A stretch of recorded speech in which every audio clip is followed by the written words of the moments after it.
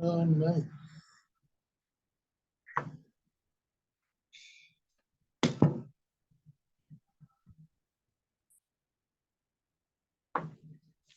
It's much harder for me to learn at night. Concentrate.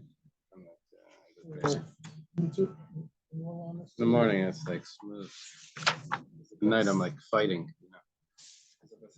The morning, the Tahara hasn't gotten hold yet. Yeah. I just gotta get back to waking up. That's fine. Okay. Ready? Today we're gonna start. Tonight we're gonna start Itmar, which is on Yudaladam base 14b. It says Itmar means it's a statement of Amiraim from the Talmudic sages. So it says like this. Actually, what happened before was there was a question regarding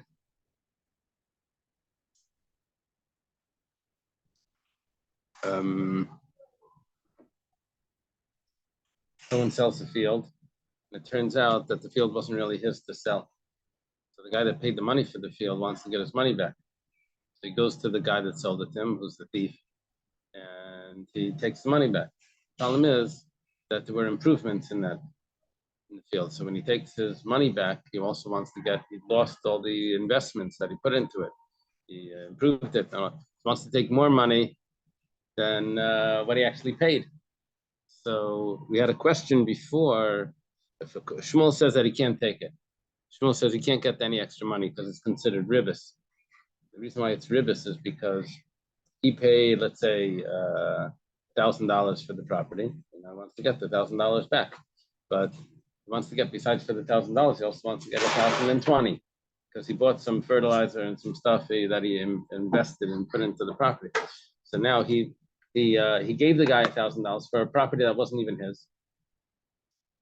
And so therefore the whole sale was nothing. And then 2 months later he comes and he gets $1,020, which is basically, that's a regular case of interest.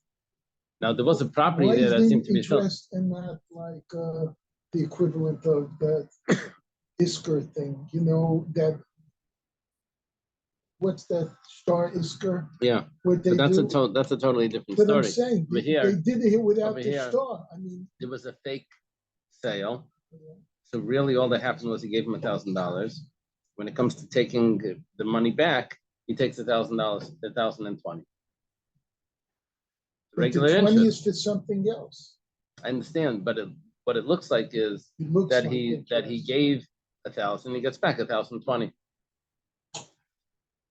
Okay, so that was a discussion before. It's machlokes before if you can get that extra money. Shmuel says no, but let's say the guy says that I'm going to pay you anything else that you put into it. That was the original arrangement. So then, is he allowed to get that extra money? Or do we say that it's interest? So that was a question. And Rav Huna or Rav Yehuda didn't know what the answer was. But right now we learn Itmar was stated, Amar Rav Nachman, Amar Shmuel. Rav Nachman says, name of Shmuel, Mayis Yesh Lei, that the original money that he paid for the property, that of course he gets back. However, Shvach, but the improvements that he got, ain't like that he doesn't get.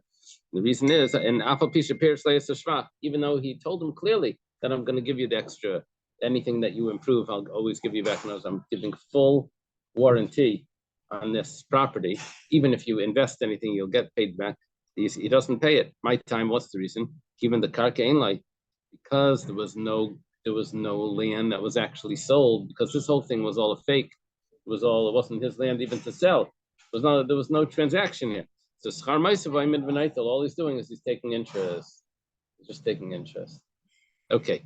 Esri Rav Nachman. This was a statement that Rav Nachman said in the name of Shmuel. Now Rava has a question to Rav Nachman. It says, "Ein meitzian lachilas peiros l'shvachker kesamos nishava abanos minachasim mishabadim." What happens is there's certain things that it's not right that for you to collect from sold property, because those are things that aren't set prices. So usually when you can collect from sold property, those are things that are just like a title search. You search if there's anything wrong. There's certain things that it's impossible to find out because it's not a set amount. So for example, one of them is let's leave the achilas peiros for a minute. One of them is improvements that the person put into the property. You don't know how much that's going to be. So when you're going to go back to the original person that sold you the property. He doesn't have the money. What you're going to want to do now is you want to go to other purchasers from this fellow that have purchased properties, hopefully actually his. And then you want to go to take the money from them. When they did their title search, they didn't know how much you were going to improve. They just knew how much money he owed, but they didn't, that's totally dependent on you, how much money you invest. So you're not supposed to take that from people that have already purchased properties from it. And another thing is that if his wife and daughters are someone's wife and daughters need food, there's like a Tanai Ksuba that he accepts, that he's going to accept to support his daughters, his wife's daughters. So then you also they can come to collect, but not from property that he sold. His wife and his daughters can't come to collect from property that he sold for their sustenance. They can only take from the property that he has. Okay. And the reason for this isn't they take an island because you don't know how much they're going to spend, how much they're going to need. But now, Katani Miya, one of the things that we meant, I skipped the line. It says, you only can't collect from property that was sold. But property that wasn't sold from himself, mafkinan, it sounds like you can collect. But one of the cases that we said was l'shvach karkais, for improvements to the property. So we think if it's a case where the property was stolen and he's coming to take the money back that he paid for the stolen property, which was never sold to him, because it wasn't the guy to sell, it wasn't his to sell it to him. He's coming to get it back. And then he's trying to get the improvements that he put into it also. It says, oh, improvements you can't get from property that was sold, but you can take it from him. But we learned from Reb Nachman that you can't take it from him. So, in my law isn't not the case, but the Kiach Migazlan, we're talking about that he purchased it from someone that had stolen the property. Gemara says, well, you got the whole case wrong. You were trying to ask Kasha and Reb Nachman by saying that you see that you can actually collect the improvements and it's not considered ribis. You got the case wrong. Well, here we're talking about the Baal Chayv. Talking about that it's a regular case of Reuven. What do we usually say? That Shimon borrowed money from Reuven, right? And now Shimon, now Reuven comes to collect the property to collect. So he takes Shimon's property that was already sold to Levi. Shimon had sold the property to Levi. Now Reuven's coming to collect his debt. So he takes the property from Levi. Now Levi goes to Shimon to get his money back. So any improvements that Levi had put into the property, he can only take from Shimon himself. He can't take from other purchasers of Shimon's property. He can't take from Yehuda that also purchased the property. He can't do that. Mar says like this, Iba Bal Chayv, Imaresha. It's going to get okay. If it's dealing with a creditor that he's confiscating a property, not Bezdin was confiscated, that he's collecting from a property. And there's a problem with the beginning of this because it says lachilas peiros, and it says ein meitzian lachilas peiros, that you can't. It says. One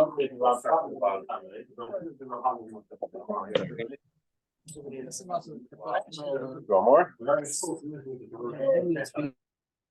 Okay.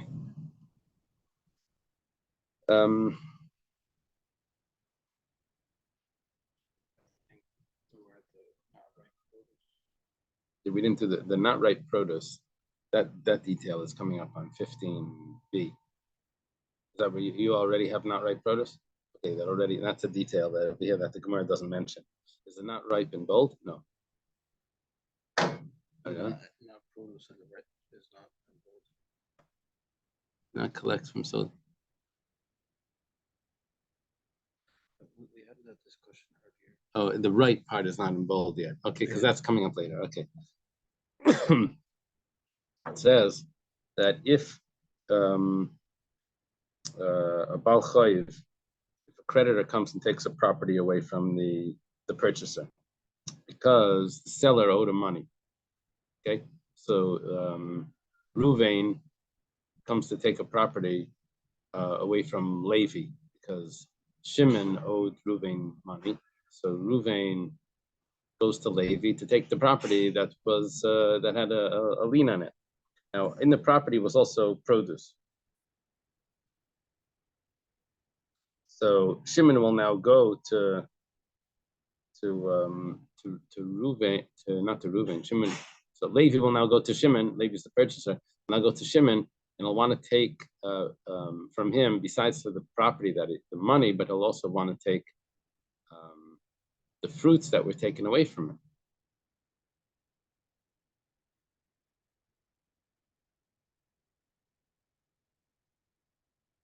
Now the rule is that it says like this: does he actually get those fruits? The only thing he can take from Shimon that sold him the property that now he just lost. The only thing he can take from him is improvements to the property, which means fruits that are not ripe. Fruits that are totally ripe, that he can't collect that from Shimon. Now let me see why not. Just give me 1 second.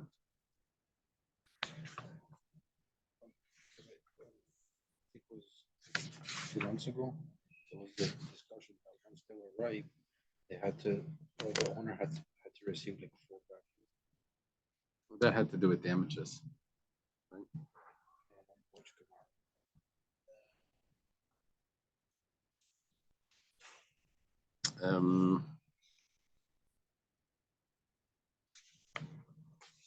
Yeah, so it says that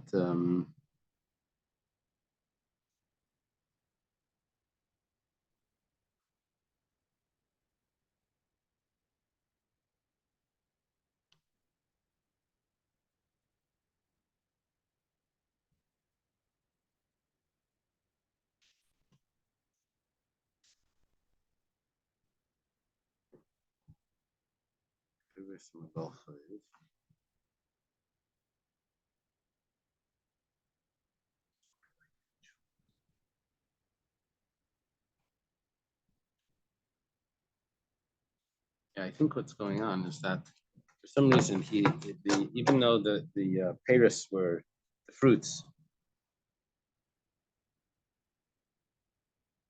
even though the fruits were in the field and the fruits were there, it should really belong to the purchaser, but he doesn't end up getting repaid for those fruits because the property had a lien on it. When the creditor comes in and takes the property, so all he gets is his money back, plus whatever improvements are there, or plus whatever unripe fruits, whatever is necessary, still necessary for the land for it to continue growing. But fruits that are entirely ripe, that were taken, he doesn't get paid back for.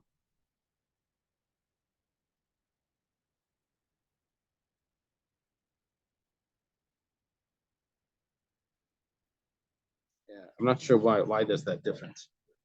Does they have a note here? Although the produce was grown by the purchaser, the rightful owner has a valid claim for the produce since it grew in his land. However, he must compensate the purchaser for his expenses by paying him the lesser of expenses. But what do you mean the rightful owner? This is just the creditor, he's not the rightful owner. It may not be collected. That's the idea. That the creditor can't take the produce. That's what we're saying. The creditor can't take the produce that's not part of the land. He can only take the produce that's part of the land. Once the produce is already so ripe that it doesn't need the land anymore, he's not supposed to take it. So now what we're saying is that the purchaser now wants to get his money back. So it says that he can't take for the fruits. So what do you mean? The fruits were never taken from him. He was supposed to keep the fruits. The creditor comes in, he doesn't take the fruits if we're dealing with the Balchai. Yeah. So the person that grew these fruits, he would take the fruits and then get compensated for like the tree. One second. We're talking about over here that there's a purchaser that purchased this field from someone that had a debt. So the creditor steps in and takes the field away from him. What aspects of that field does he take? Well, the lien was only on the land, it wasn't on fruits that were already fully ripe. So now that those fruits that are fully ripe, when he takes the land, the fruits that are fully ripe still belong to the purchaser, and the purchaser just goes back to the seller and says, look, I lost the land that you sold me because your debts, you owe me now money for the land. But he can't say you owe me money for the fully ripe fruits because those fully ripe fruits were never taken away from him. So why does it say over here that fully ripe fruits, you can't collect from liened property? You can only collect from property that he owns right now, not from the lien. What do you mean? You can't collect from you don't collect from any property. So it can't be talking about a balchai. It must be talking about where the property was stolen. And he bought a stolen property. And now when he loses the fruits because the real owner comes and takes the fruits, so then the real owner actually takes everything, including the fruits. So then we can say that he's coming back and getting the fruits, and we say, well, the fruits you can't take from the lien property, you can only take. So it must be a case where it was stolen property. Stolen property, Shmuel said that you can't collect the fruits of it, right? Rav Nachman says in the name of Shmuel that you don't collect anything more than the property itself. So it's a kasha on Shmuel, on Rav Nachman in the name of Shmuel, right? It's a kasha on Rav Nachman in the name of Shmuel that over here it seems like you can collect the fruits, and it's not a problem of ribos. Elapshita b'geisel v'nigzel must be talking about that the property was stolen. Amidaresha b'geisel v'nigzel, since the first case was that it was stolen. So seifanami b'geisel v'nigzel. So when it comes to taking the improvements, also we're talking about where the property was stolen. If the property was stolen, then it's a kasha on Shmuel that says that you don't take the improvements. Where it says midi area. Is it necessary to grab it like this, to pull everything together? Hakadisa v'hakadisa.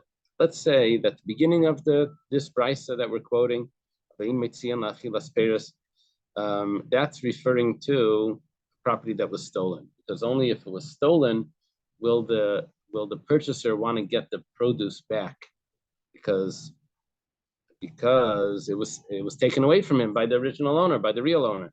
But then I have the case of the Sefer where he's talking about taking the improvements from the seller. He wants to go back to the seller to get the improvements. That's not talking about a stolen property. That's talking about where he was a creditor, and he wants to take the improvements. So basically, improvements.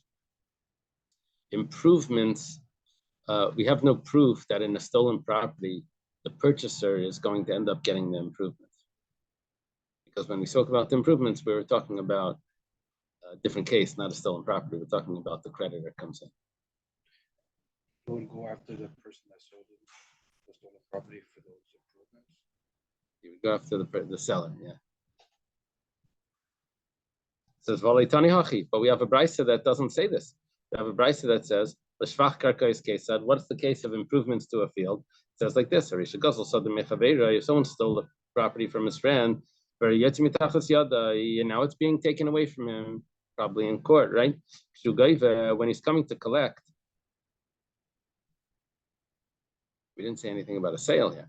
We just said that a person stole a property and now it's being taken away from him. So what does it mean he's coming to collect? We'll have to see in a moment. When he's coming to collect, he can take only he can take the principal from even property that has a lien on it. And the improvements, the improvements he can take from property only that's no lien on it. That's still by the hard to say because we don't know what we're talking about here. Because a thief doesn't come back to collect his money, right? So only from property without a lien. It says, hey Chidami, what's the case? If it's exactly the way it's written, Gazlam in Mangavi, what do you mean? Someone steals a property, now you say that when he loses it, he goes and collects money? It was never his. He stole it. It must be that the story is different. It must be that someone stole a property and then he sold the property.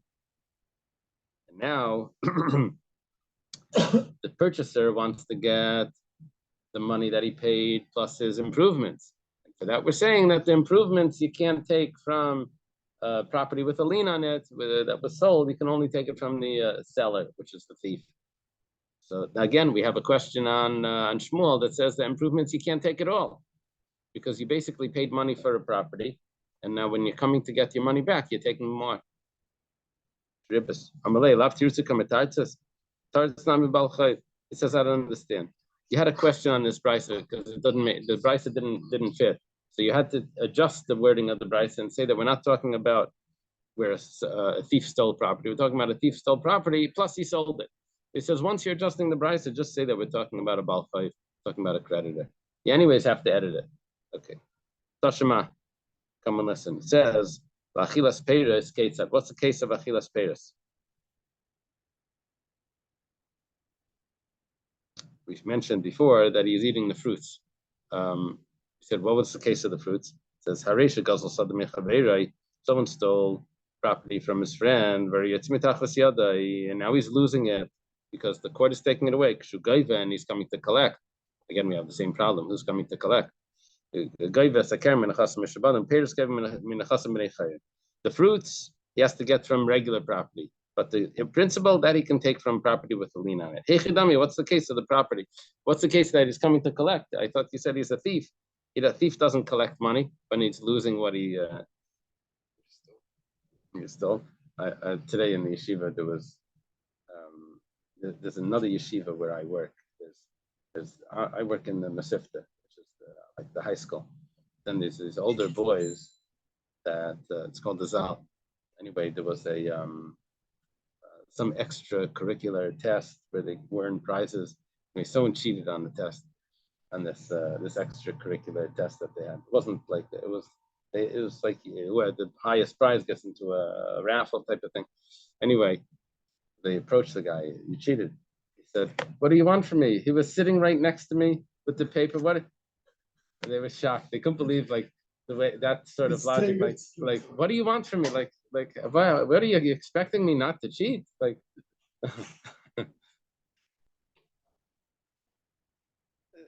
He was honest. He's giving that. So he says over here, Elema, if we say Kediktani, that it's exactly the case that we're talking about, where there's a regular thief, he stole a property. It says Gazaman Gavi, a thief goes and collects money. A thief, if he stole a property and then the Bestin takes it away from him because he stole it, he doesn't go and get money.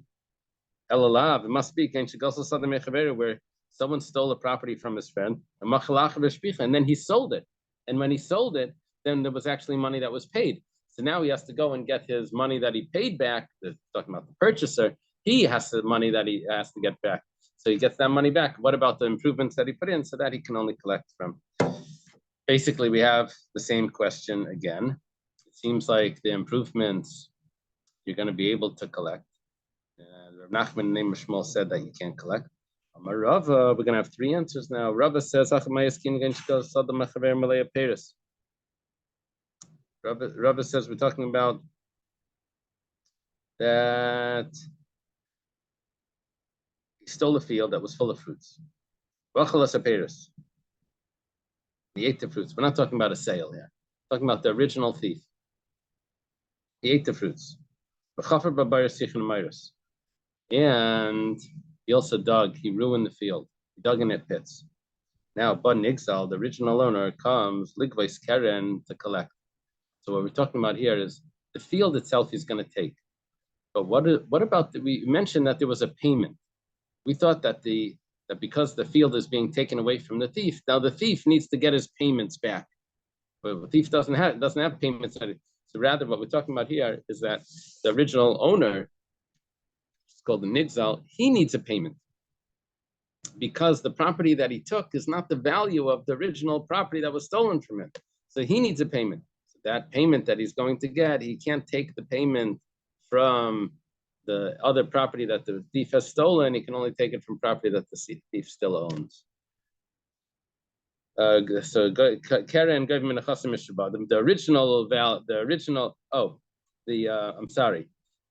original value of the property that he can take even from things that was sold. However, was Paris, but the fruits that were lost, that he only takes from the Chasim and Echarim, only from what the thief still owns. So that's answer number one. What we basically did was we created an option of getting a payment in the case of a thief without the thief selling it. And who we're talking about here, not the thief getting the payment, but the original owner getting a payment for the decrease of value. Okay, Rabba Baravuna Amar Kigain Shanatlua Masikin. Rabba Baravuna says we're talking about where there was a thief, he stole the property, but then other people came in and took it from the thief. These are non-Jewish bandits. They come and they take property. Now the rule is that the original owner can't get his property back because these bandits took it. Usually if it would just been the thief, he would take him to court, but he can't control these bandits. He can't get it back. So the rule is that the thief has to give him another property. So now what's happening is that the original owner wants to get money from the thief. Usually if there's a property, you just take the property back. What do you mean payments? But here, no, there are payments because he can't get his real property. But now he's coming to take the value of the property, that he can take from other property that the thief owns. But he's coming to take the fruits that were on the property that he now lost, that he can only take from property that he owns right now, not from property that was sold. Okay. Rava, the Gemara discusses why these two answers are different. Why does Rava not say like Rava bar Ravuna, and why does Rava bar Ravuna not say like Rava? Rava that said that we're talking about where they would dug ditches in the field, and now the original owner wants to get the decrease of value. So that's why does he say that? Why doesn't he say like Rava bar Ravuna is talking about that the whole field was lost? It says because when we say the property is coming out of his hands, that means that we're actually extracting the property.